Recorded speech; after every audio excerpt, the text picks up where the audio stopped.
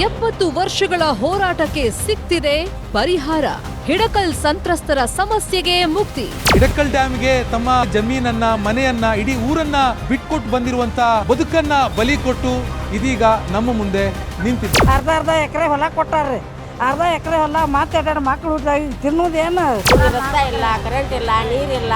ಒಟ್ಟ ಸರ್ ನಮ್ಮ ಊರಿಗೆ ಸೌಲಭ್ಯ ಅನ್ನೋದು ಏನೂ ಇಲ್ಲ ಸರ್. ಹಿಡ್ಕಲ್ ಊರಾಗಿ ಟೋರ್ಸ್ ಬದುಕಿದೆ ಹಚ್ಚನವ್ರಿ. ಬೆಳಗಾವಿಯಲ್ಲಿ ಹಿಡಕಲ್ ಜಲಾಶಯ ನಿರ್ಮಾಣವಾಗಿ ಸುಮಾರು 75 ವರ್ಷ ಕಳೆದಿದೆ. ಈ ಒಂದು ಸಂತ್ರಸ್ತರಿಗೆ ಇದುವರೆಗೂ ಕೂಡ ಯಾವುದೇ ರೀತಿ ಸೌಲಭ್ಯ ಸಿಕ್ಕಿಲ್ಲ. ಸರ್ಕಾರವನ್ನು ಬಡಿದೆಬ್ಬಿಸಿದ ನ್ಯೂಸ್ 18. ಸಂತ್ರಸ್ತರ ಸಮಸ್ಯೆಗೆ ಸ್ಪಂದಿಸಿದ ಜಿಲ್ಲಾಡಳಿತ. ಹಿಡಕಲ್ ಡ್ಯಾಂಗೆ ಜಮೀನು ಕೊಟ್ಟವರು ಅತಂತ್ರರಾಗಿ ನ್ಯೂಸ್ 18 ವರದಿಯ ಬೆನ್ನಲ್ಲೇ ಇದೀಗ ಜಿಲ್ಲಾಡಳಿತ ಎಚ್ಚೆತ್ತುಕೊಂಡಿದೆ. ನಮ್ಮ ಜಿಲ್ಲೆಯ ಉಸ್ತುವಾರಿ ಸಚಿವರಿರ್ಬೋದು, ಕಂದಾಯ ಸಚಿವರಿರ್ಬೋದು, ಅವರು ಹಿಡಕಲ್ ಜಲಾಶಯದಲ್ಲಿ ಯಾರ್ಯಾರು ಸಂತ್ರಸ್ತರಾಗಿದ್ದಾರೆ ಅವರ ಕುಟುಂಬಸ್ಥರಿಗೆ ಈ ಹಕ್ಕುಪತ್ರ ಕೊಡೋದು ಮತ್ತು ಕಂದಾಯ ಗ್ರಾಮ ಮಾಡೋದು, ಈ ದೃಷ್ಟಿನಲ್ಲಿ ನಮಗೆ ಅವರು ಡೈರೆಕ್ಷನ್ ಕೊಟ್ಟಿದ್ದಾರೆ.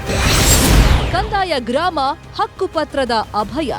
ನ್ಯೂಸ್ 18ಗೆ ಗ್ರಾಮಸ್ಥರ ಧನ್ಯವಾದ. 70 ವರ್ಷಗಳ ಸಮಸ್ಯೆಗೆ ಪರಿಹಾರ.